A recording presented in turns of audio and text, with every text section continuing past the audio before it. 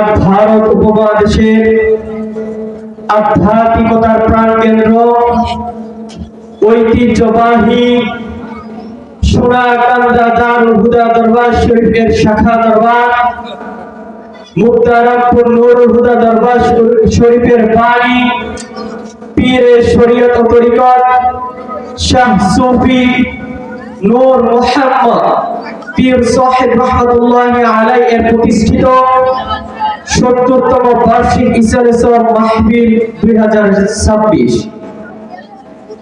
আজকের মাহফিলের সদরে আঞ্জুমান অত্র দরবারের জ্যোতির শিল্পী আলহাজ হযরত মাওলানা মিসবাহুদ্দিন আল কাদরি মাতাজিল্লাহুল আলী বারাকাল্লাহু ফি হায়াতিক, সকল বলুন আল্লাহুম্মা আমিন।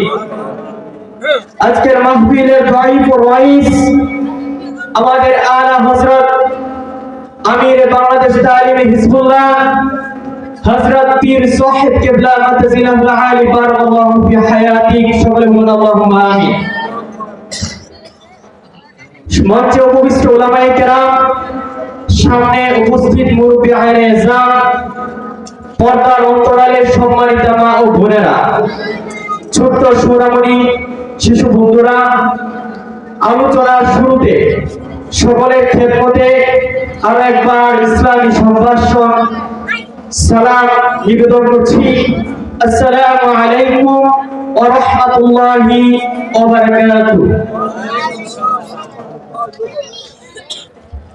সম্মানিত হাজিরিন, সর্বপ্রথমই সবটুকু শুকর ও সুজুদ মহান আল্লাহ সুবহানাহু ওয়া তাআলার আলিশান দরবারে, যে আল্লাহ সুবহানাহু ওয়া তাআলা আমাকে আপনাকে অতিশয় মহব্বত করে ভালোবেসে আজকের এই পবিত্র মুবারক মুতাবারক আজিমুশ শান ইসলামী মাহফিলে আসার বসার সুযোগটুকু করে দিয়েছেন। তাই আসুন সবাই একবার কালিমাতুশ শুকর আদায় করে পড়ে নিন আলহামদুলিল্লাহ।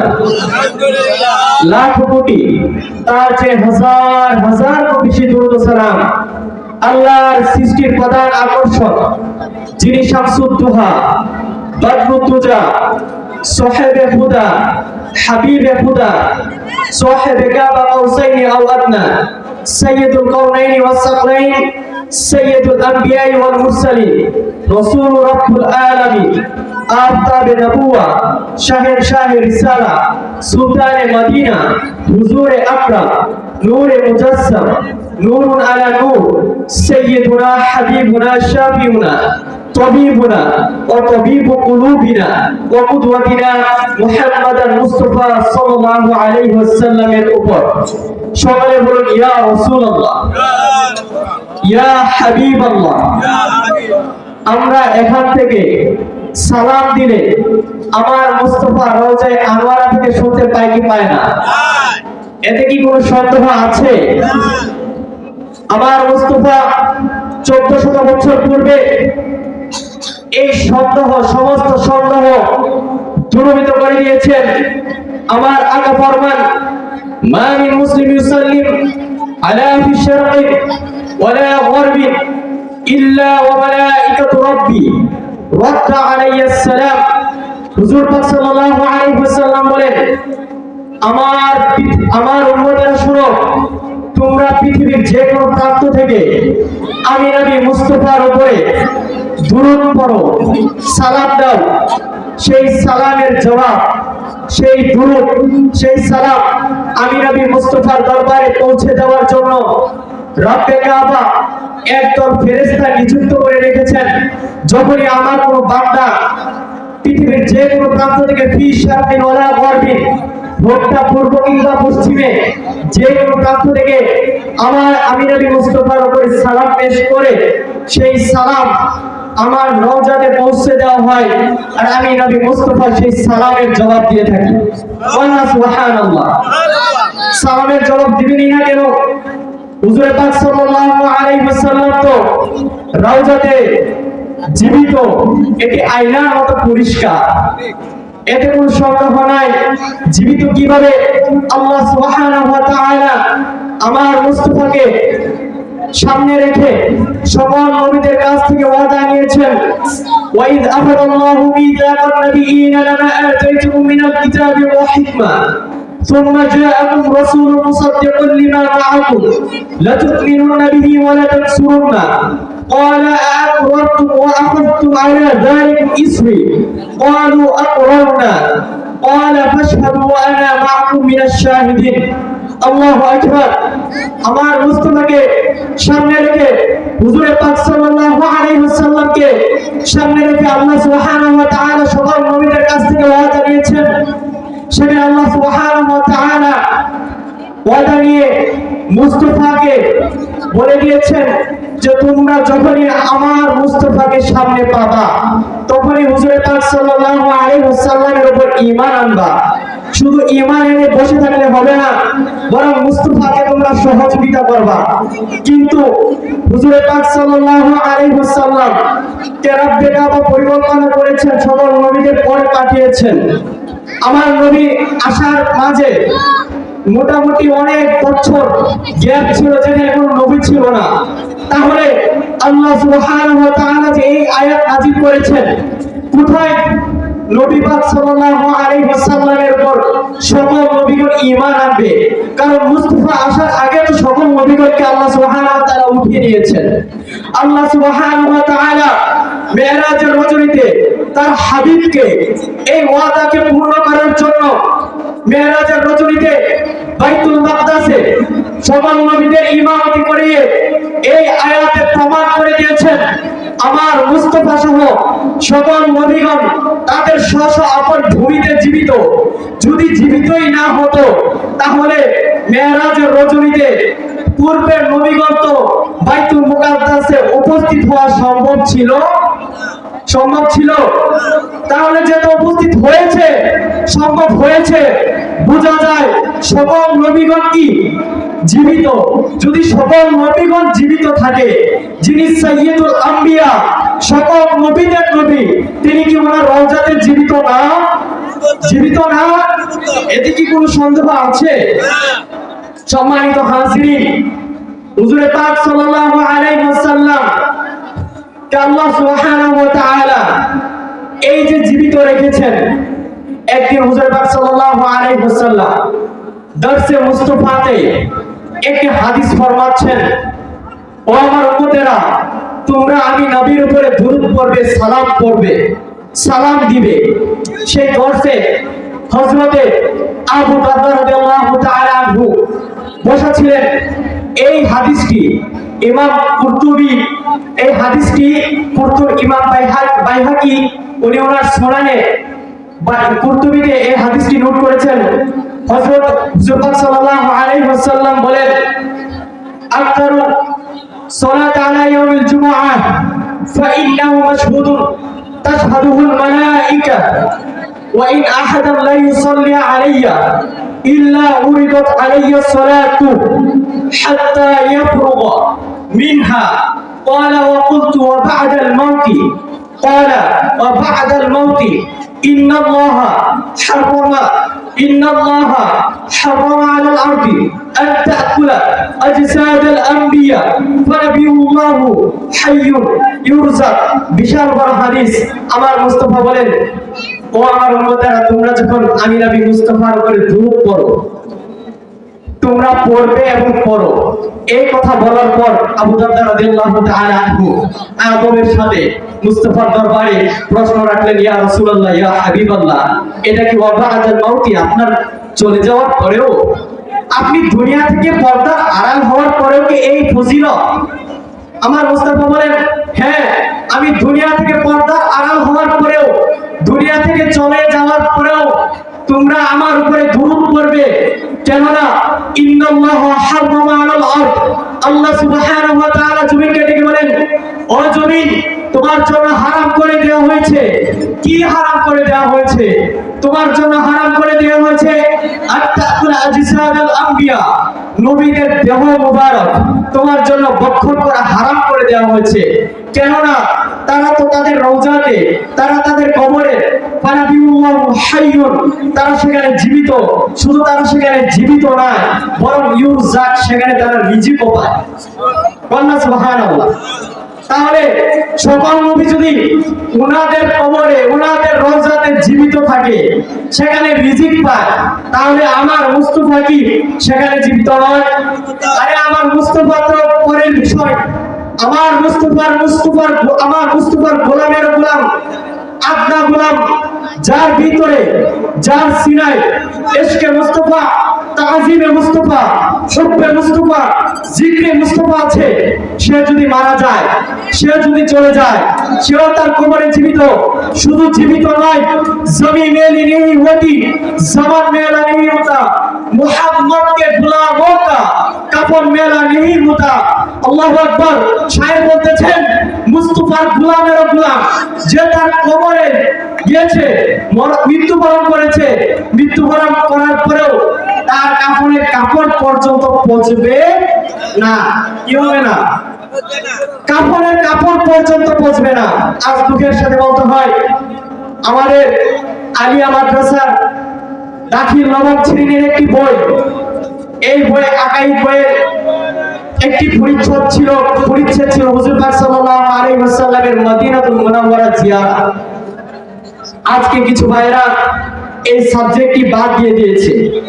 তারা দেখছে আয় হায়, উম্মাহের সিনায়, উম্মতের সিনায়, যুবকের সিনায়, ছাত্রের সিনায় হুব্বে মুস্তাফা ঢুকে যাচ্ছে, তাজিমে মুস্তাফা ঢুকে যাচ্ছে, দিদারে মুস্তাফা ঢুকে যাচ্ছে, মদিনা যাওয়ার ইচ্ছা ঢুকে যাচ্ছে, সবচেয়ে গম্বুজ দেখার ইচ্ছা ঢুকে যাচ্ছে।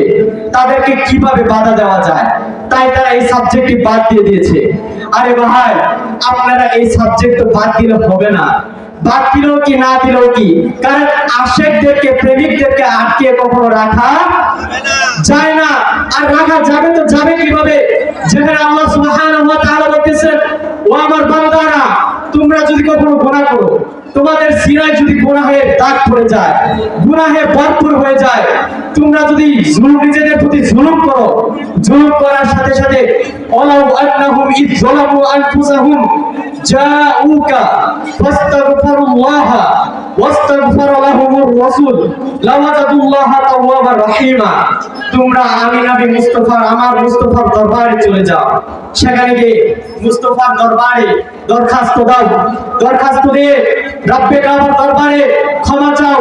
আমার মুস্তাফা যদি তোমার সেই ক্ষমা চাওয়ার দরখাস্তে সিল মেরে দেয়, আমার মুস্তাফা যদি তোমার সেই দরখাস্তে স্বাক্ষর করে দেয়, আমার মুস্তাফা যদি তোমার জন্য সুপারিশ করে, তাহলে তোমরা আমি রব্বে কাবাকে পেয়ে যাবে তওবা কবুলকারী এবং দয়াশীল হিসাবে। আল্লাহু আকবার। তাহলে বোঝা যায়, মুস্তাফার স্বাক্ষর ছাড়া, মুস্তাফার সুপারিশ ছাড়া, মুস্তাফার সিল মুবারক ছাড়া কোনো কাজ, কোনো আমল কাজে আসবে? কোনো কাজ, কোনো আমল কাজে আসবে না। এটা এই দুনিয়াতে হোক আর যেই জায়গায় হোক। উদাহরণস্বরূপ, আপনি সলিমগঞ্জ বাজারে গেছেন, দোকানে গেছেন, লিস্টি নিয়ে গেছেন, বাবা ও দোকানদার, আমাকে এই লিস্টি অনুযায়ী যে যে সদাই আছে, এই সদাইগুলো তুমি আমাকে দাও। দোকানদার আপনার সামনে লিস্টি অনুযায়ী, সদাইয়ের নাম অনুযায়ী উপবেশন করলো, করার পর দোকানদার বললো আমাকে টাকা দেন। আপনি টাকা দিলেন, দেওয়ার পর বললো দোকানদার, জানি বাবা আপনাকে সদাইও দিতে পারবো না, টাকাও নিতে পারবো না। কেন? কারণ বাবা আপনার টাকাটা হলো জাল। টাকাটা কি? কিন্তু টাকা, এটা কি? টাকা জাল। আমরা বলি না জাল টাকা, এখানে কিন্তু শুধু বলি না জাল, বলি জাল টাকা। যে বাবা আপনার টাকাটা জাল, এই কারণে আমি নিতে পারবো না। আল্লাহ সুবহানাহু ওয়া তাআলার দরবারে যখন আপনি দরখাস্ত দিবেন, যে কোনো বিষয়ে যদি মুস্তাফার সিল না থাকে, ওই এটা এই দুনিয়াতে বা পার্থিব জীবনে আল্লাহ সুবহানাহু ওয়া তাআলা যদি ডাক দেয়, ওরকম তোমার আমলনামার ফাইল নিয়ে আসো, আমলনামার ফাইল নিয়ে আসো, লিস্টি নিয়ে আসো। লিস্টি নিয়ে গেলাম, যাওয়ার পর দেখলো নামাজ ঠিক আছে, রোজা ঠিক আছে, হজ ঠিক আছে, যাকাত ঠিক আছে, সবই ঠিক আছে, শুধু একটি জিনিস নাই, সেটি হলো আমি না, আমার মুস্তাফার সুপারিশ নাই, মুস্তাফার রিসালাত নাই, মুস্তাফার স্বাক্ষর নাই, মুস্তাফার সুপারিশ নাই। সেই দিন মুস্তাফার সুপারিশ ছাড়া কোনো কাজে আসবে। এমনকি আদম সুফিউল্লাহ হইতে ঈসা রুহুল্লাহ পর্যন্ত যত নবীগণ আছে তারা ইয়া নাফসি নাফসি বলবে, কোনো কাজে আসবে না, সুপারিশে কোনো কাজে আসবে না। তারা কোনো দরখাস্ত দিতে গেল মুস্তাফার সুপারিশ ছাড়া কোনো কাজে আসবে না। সম্মানিত হাজিরিন, তোমরা আমাদেরকে কোন নবীর দরবারে যেতে বাধা দাও? উনি তো সেই মুস্তাফা। আয় হায়, উনি তো সেই মুস্তাফা যিনি পা রাখার সাথে সাথে সেই ইয়াসরিব, যার আবহাওয়া, যার পরিবেশ ছিল খুবই দুর্গন্ধময়, খুবই ভয়ঙ্কর, বসবাসের অনুপযোগী। আল্লাহ সুবহানাহু ওয়া তাআলা সেখানে হাবিবকে বললেন, হাবিব, সেখানে তো আমার বান্দারা আছে, আপনি তো নবী রাহমাত, আপনি তো নবী শাফি, ইয়া রাসূলুল্লাহ, ইয়া হাবিবাল্লাহ, হুজুর আকুর রাব্বি আদখিলনি মুদখালা সিদকি ওয়াখরুজনি মুখরাজা সিদকি ওয়াজআলনি মিন লাদুনকা সুলতানান নাসীরা। হাবিব, আপনি মক্কা থেকে একটু আপনার রহমতের ছোঁয়া মদিনাতে দিয়ে দেন না? আপনার রহমতের ছোঁয়া মদিনাতে দেওয়ার জন্য মদিনায় চলে যান। হুজুর মদিনায় গেল, যাওয়ার পর মদিনার এরিয়াতে আমার মুস্তাফার কদম মোবারক রাখার সাথে সাথে ছোঁয়া লাগতে দিলি সেই জায়গাটি ইন্না রাওদাতুন নবী সাল্লাল্লাহু আলাইহি ওয়াসাল্লাম, হুজুর পাক সাল্লাল্লাহু আলাইহি ওয়াসাল্লামের রওজা মুবারক, সেটি মিনাল কাবাতি, সেটি হলো খায়রুম মিনাল কাবাতিল মুশাররাফা ওয়া আফদালু মিনাল আরশি মুআল্লা। কাবা শরীফের থেকেও দামি শুধু কাবা নয়, আল্লাহ শুধু কাবা নয়, বরং আরশে মুআল্লা থেকেও কি দামি। হুজুরের পায়ের ছোঁয়া লাগতে লাগতে সেই জায়গাটি দামি হয়ে গেছে। হুজুর তো সেই নবী, উনি তো সেই কামলিওয়ালা, যার ছোঁয়া লাগার সাথে সাথে সেই জায়গাটি ফুলে পরিণত হয়ে গেছে। সেই দুষ্ট পরিবেশ সুগন্ধিময় হয়ে গেছে। আল্লাহু আকবার। হযরতে আনাস রাদিয়াল্লাহু তাআলা আনহু, খাদিমুর রাসূল, হুজুর পাক সাল্লাল্লাহু আলাইহি ওয়াসাল্লামের যিনি 10 বছর খেদমত করে গেছেন, হযরতে আনাস রাদিয়াল্লাহু তাআলা হতে বর্ণিত, হুজুর পাক সাল্লাল্লাহু আলাইহি ওয়াসাল্লাম বলতেছেন, হুজুর পাক সাল্লাল্লাহু আলাইহি ওয়াসাল্লামের সম্পর্কে বর্ণনা দিচ্ছেন, ও মুস্তাফার উম্মতেরা, তোমরা কি জানো আমার মুস্তাফা কেমন ছিল? আমার মুস্তাফা ছিল কানা রাসূলুল্লাহ সাল্লাল্লাহু আলাইহি সাল্লাম আজহারুল লাওনি। আমার মুস্তাফার শরীরের রং মোবারক ছিল উজ্জ্বল ও সুন্দরময়। শুধু তা নয়, কান্না আরমাহুল লুকলুক, আমার মুস্তাফার গান মোবারক ছিল মুক্তার মতো ঝলঝলে, হৃদয় ভাষা তাকাফা। আমার মুস্তাফা যখন হাঁটতেন, আমার মুস্তাফার হাঁটার ভঙ্গি, হাঁটার সৌন্দর্য খুবই দৃঢ় ছিল, যা দেখলে শুধু তাকিয়ে থাকতে মন চায়। উনি তো সেই মুস্তাফা। তাই তো শায়ের বলতেছেন, সরতা বেকদম হে তেরে সুলতান জামা ফুল, লাব ফুল দাহান ফুল জাকাত ফুল বাদান ফুল, দাম দাম লাবো জুর পরুখে শাহকে বিদায়ী, হে দুররে আল্লাহ রে আমার মুশকি ফুতান ফুল। আল্লাহু আকবার। হুজুর, আমি আপনার সেই দাঁতের জন্য কুরবান, যেই দাঁত আপনাদের মুক্তার চেয়ে উজ্জ্বল। হুজুর, আমি আপনার সেই ঠোঁটের জন্য কুরবান, যেই ঠোঁট ইয়ামেনের লাল রত্নের চেয়েও আকর্ষণীয়।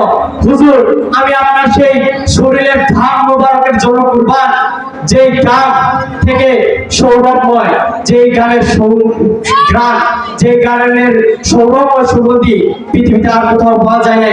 তাই তো শায়ের বলতে আছেন, বিবি রাসূলুল্লাহ সাল্লাল্লাহু আলাইহি ওয়াসাল্লাম কামা নাসিমুনা ওয়ামাল মিসকু ওয়াল কাফু ওয়াস সাদালু হতো। আজকে মদিনায় গেলে, এখনো মদিনায় গেলে যারা মুস্তাফার আশিক, সেই মুস্তাফার সুগন্ধি মদিনার গলিগুলিতে অনুভব করতে পারে। সেই মুস্তাফার সুগন্ধি, যে সুগন্ধি ছিল বিবি রাসূলুল্লাহ সাল্লাল্লাহু আলাইহি ওয়াসাল্লাম কামা নাসিমুনা ওয়ামাল মিসকু ওয়াল কাফু ওয়াস সাদালু হতো, যে সুগন্ধ মেশক এবং আম্বরও হার মানিয়ে দিত। আল্লাহু আকবার। সম্মানিত হাজিরিন, আমরা সকলেই চেষ্টা করব মদিনাতুল মুনাওয়ারা যাওয়ার জন্য। যদি না যেতে পারি, বেশি বেশি হুজুর পাক সাল্লাল্লাহু আলাইহি ওয়াসাল্লামের প্রতি দরুদ পড়া, সালাম দেওয়া, এটি নিঃসন্দেহে অনেক বড় ফজিলত। যদিও আমি আপনাদের মাঝে দাঁড়িয়েছি দোয়া নেওয়ার জন্য, এর মাঝখানে দু একটি কথা বলেছি খুবই অগুছানো, আপনাদের কাছে ক্ষমা চেয়ে আমার এই অগুছানো বক্তব্য, আলোচনা এখানেই শেষ করছি। ওয়া আখিরি দাওয়ানা আলহামদুলিল্লাহি রাব্বিল আলামিন। ওয়াসসালামু আলাইকুম ওয়া রাহমাতুল্লাহি ওয়া বারাকাতুহু। ধন্যবাদ। অত্যন্ত সুন্দর ভাষায় কোরআন ও সুন্নাহর আলোকে আমরা রাসূল সাল্লাল্লাহু আলাইহি সাল্লামের শানে আলোচনা শুনতেছিলাম। সময়ের স্বল্পতার কারণে লম্বা আলোচনা করা সম্ভব হচ্ছে না।